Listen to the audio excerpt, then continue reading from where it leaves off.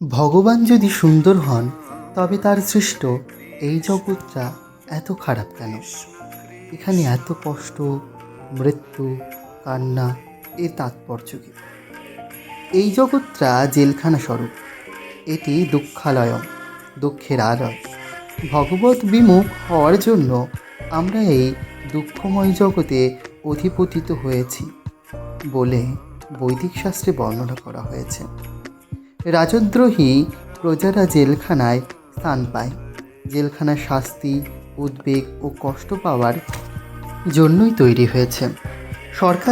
সরকার জেলখানা তৈরি করেছে বলে সরকার ভালো নয়, এরূপ ভাবাটাই বোকামি।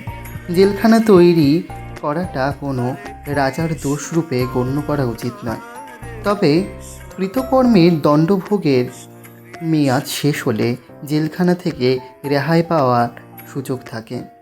পুনরায় অপরাধমূলক কর্ম করলে পুনরায় জেলখানাতেই গতি হবে। কিন্তু বুদ্ধিমান ব্যক্তি বারে বারে জড়জাগতিক দুঃখ কষ্ট লাভ করতে চাইবে না।